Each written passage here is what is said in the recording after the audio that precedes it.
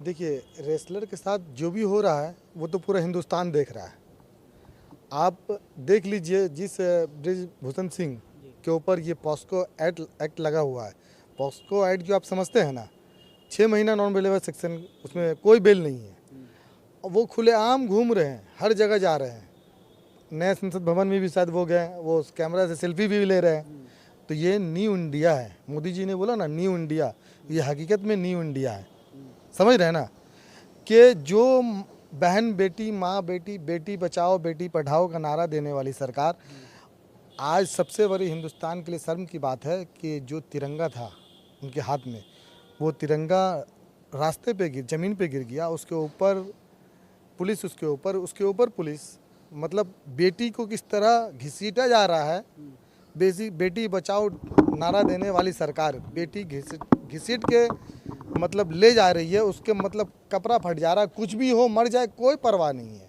समझ में आया बात? तो ये है न्यू इंडिया। तो क्या रेसलर लोग के साथ में गलत हुआ?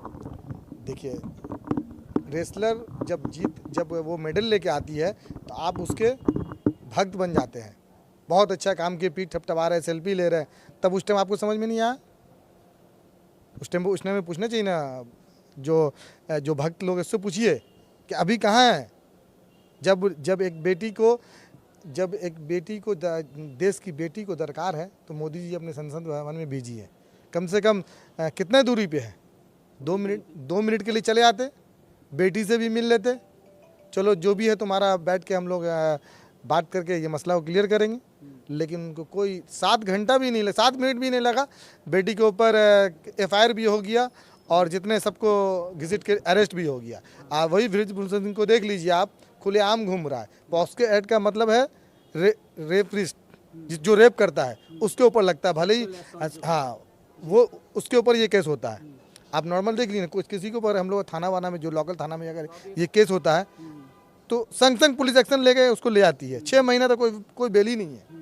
तो क्या कर रही है सरकार? तो आप ये कह रहे हैं बलात्कारी भी संसद के उद्घाटन में गए? हाँ तो अरे पूरा इंडिया बोल रहा है, हम क्या बोलेंगे? पूरा इंडिया बोल रहा है, हिंदुस्तान की हर वो बेटी बोल रही है, हर वो माँ बोल रही है कि ये जो न्यू इंडिया, ये न्यू इंडिया के नाम पर एक धब्बा है, कैसे देखते हैं? नहीं आप नया संसद है, बहुत अच्छी बात आप बनाए, बहुत अच्छी बात है। लेकिन आप तो देखिए, देश की बेटी बैठी हुई है, उसके लिए आपके पास टाइम नहीं है। नया संसद भवन के लिए पास टाइम है, और जिसके ऊपर केस है वो उसको ही बुला रहे हैं आप। ये सबसे बड़ी शर्म की बात है। दिल्ली पुलिस ने रेसलर्स को मना भी किया था कि आप नए संसद के सामने ना जाएं, उन्हें मना किया था, लेकिन फिर भी वो लोग जबरदस्ती करके जा रही थी। तो आप उसका बात, कानून सबके लिए है, जब उसका बात नहीं सुना जा रहा है, उसके ऊपर एक्शन नहीं लिया जा रहा है, तो वो लोग क्या करेगी? किसके पास जाएगी? मतलब जब प्रधानमंत्री को फोटो खिंचाना आता है तो प्रधानमंत्री खुद चल के चले आते हैं।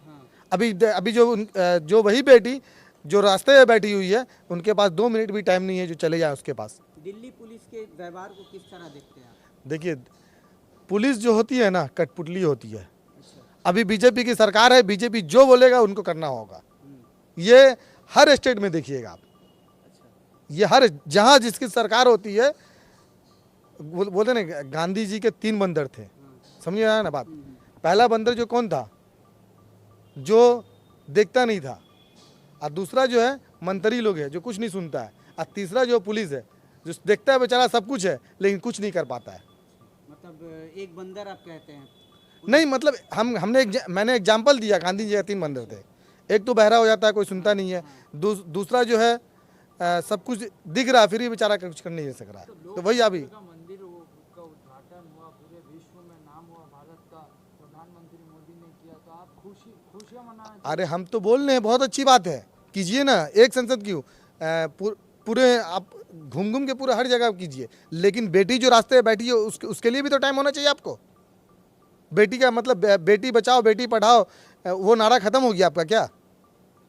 देखिए, वो जो भी है, वो जिस कास्ट से बिलोंग करती है, चाहे वो सिख हो, हिंदू हो, मुस्लिम हो, उससे कोई मतलब नहीं है। एक इंसानियत के नाते जो बात हमको बोलना पड़े वो मैं बोलूँगा। तो रेसलर लोग के साथ गलत हुआ? हाँ गलत, एकदम गलत हुआ है।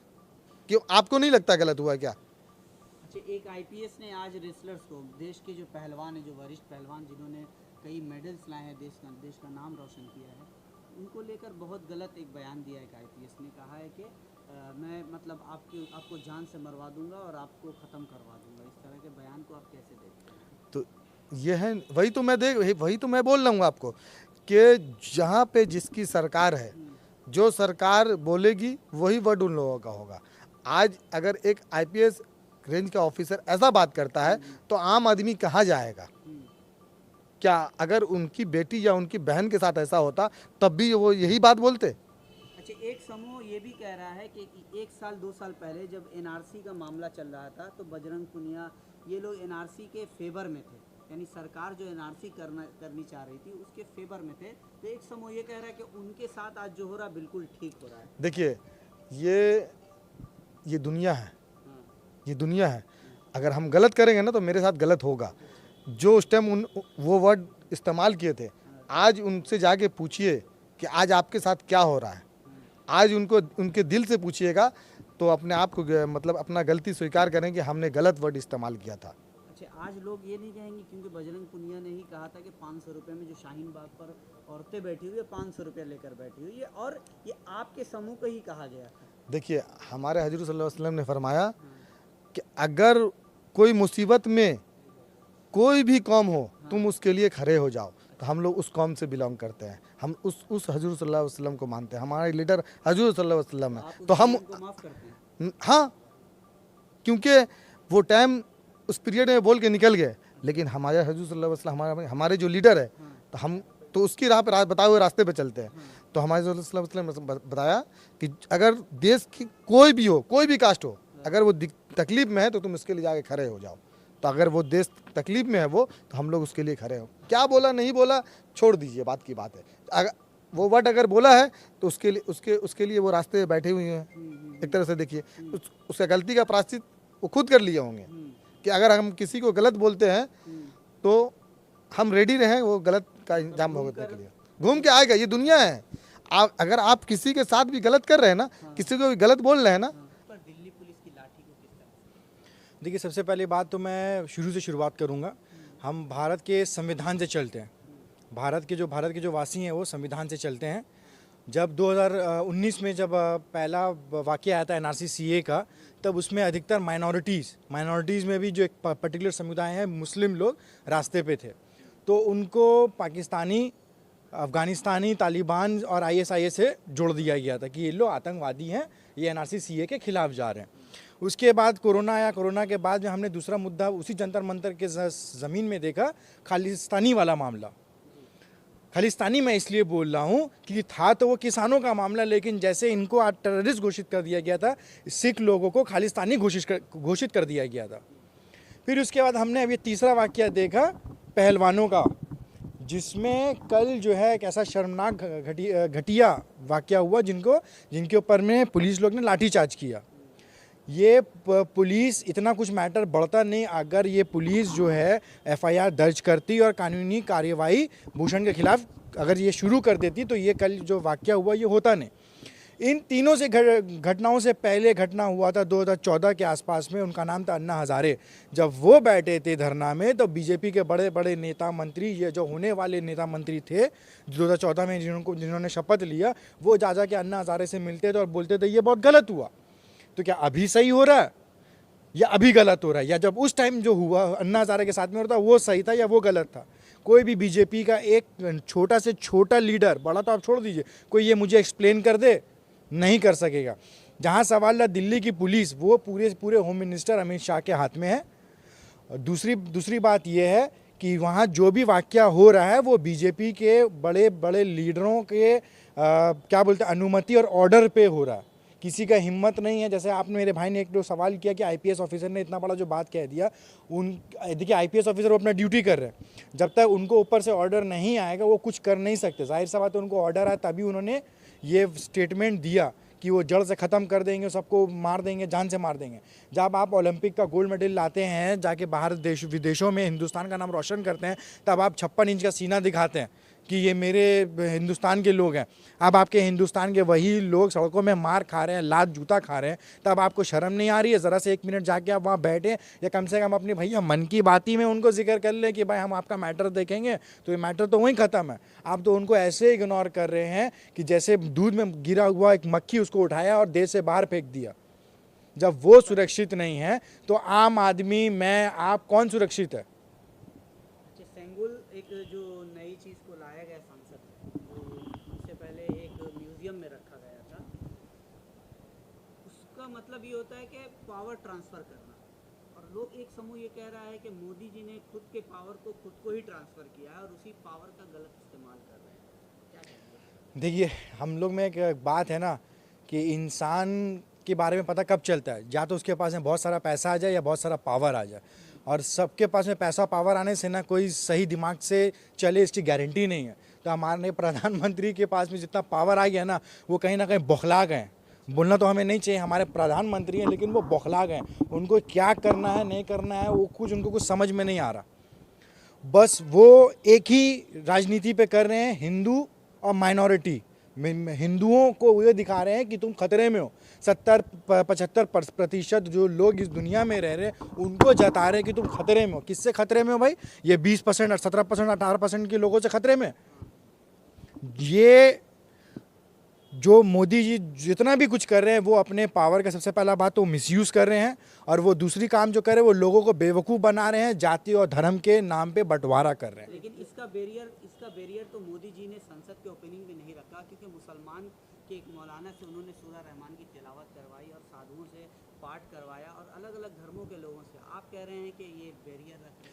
देखिए, राजनीति में ना एक बहुत ही महीन लाइन है सियासत और धर्म में, जो मोदी जी या बीजेपी के लोग क्रॉस कर चुके हैं। और जहाँ सवाल रहा मौलवी का, पंडित का, ऑपोजिशन के लोग क्यों नहीं थे?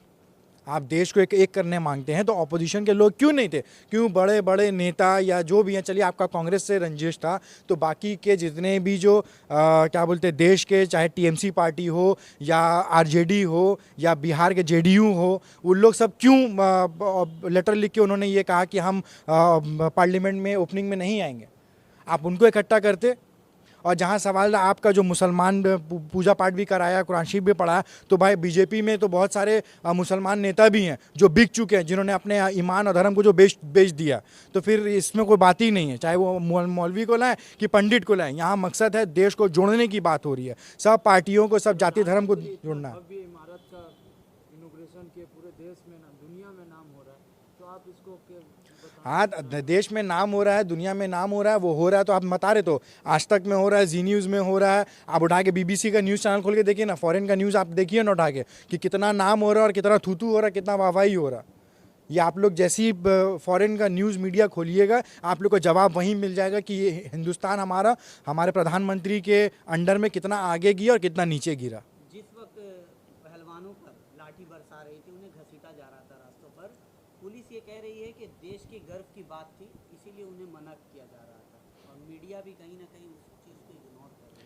देखिए, देश की गर्व की बात, नया पार्लियामेंट खुला, 886 सीट है उसमें, देश की गर्व की बात, चलिए मान लेते हैं अगर देश की गर्व की बात है, तो आपको सबको साथ में लेके ही चलना होगा। अगर आप सोचिएगा कि हम 500 तल्ला का बिल्डिंग बना देंगे, लेकिन उसमें एक आदमी जो कि सिर्फ आप रहने वाले हैं, तो वो 500 तल्ला बिल्डिंग कोई काम नहीं आएगा। ठीक वैसे ही अगर उसमें 886 सीट आपका पार्लियामेंट का बना, हिंदुस्तान में 543 या 545 जो सीटें हैं, उसमें कम से कम तो आपको 400 450 एमपी तो होना चाहिए था, जो इनॉग्रेशन करते आके देखते, क्योंकि बैठना और चलाना उन्हीं को है। आप अकेले नहीं चलेंगे या आपके कुछ एमपी नहीं चला लेंगे। और जहाँ सवाल है, जो बेटियाँ जो वहाँ पे हैं, जो देश के मेडल ला रही हैं, लड़ रही हैं, देश का नाम वो रोशन जो कर रही हैं स्पोर्ट्स के मामले में, तो कम से कम उनको संबोधित करके उसी मीडिया की तरफ से बोल देते कि ठीक है, तुम्हारा जो मैटर है, तुम लोग सबका मैटर भी देखा जाएगा। बस इतना बोलते तो उतना कुछ कल वाला हंगामा नहीं होता। ब्रिजभूषण सिंह तो संसद का इनॉग्रेशन में अंदर थे। देखिए, वही बात जैसे मैंने आपसे कहा ना, ये सब जितने भी पुलिस वाले जो मामला जो कल हुआ, जो भी है, ये सब बीजेपी के बड़े बड़े नेताओं के क्या बोलते हैं नेतृत्व में हो रहा। उनके हुकूमत जो चल रही है, उनके ऑर्डर के बगैर कुछ नहीं हो रहा। एक इतना बड़ा आरोपी जो ओपनिंग में जा रहा है, सब चीज़ हो रहा है, खुलेआम घूम रहा है, उसके ऊपर कोई मीडिया कुछ सवाल जवाब नहीं कर रही है, ये बहुत हैरानी वाली बात है। और आपके माध्यम से मैं लोगों को ये बात बोलूँगा कि आप इस बारे में सोचिए। अगर मान लिया अगर रेसलर गलत भी हैं तो जिसके ऊपर इतना बड़ा इल्ज़ाम लगा है, वो इतने बड़े गर्व की जो बात आप बता रहे हैं, गर्व के बाद उस जगह में जाके ओपनिंग कर रहा है, प्रधानमंत्री के साथ में है, तो ये बहुत शर्मनाक और बहुत सोचने वाली बात है। तो क्या गलत हुआ? जी हाँ, बिल्कुल, रेसलर के साथ जो भी हो रहा है बहुत गलत हो रहा है। मैं सही गलत का फैसला नहीं कर रहा हूँ, लेकिन जो भी है उसको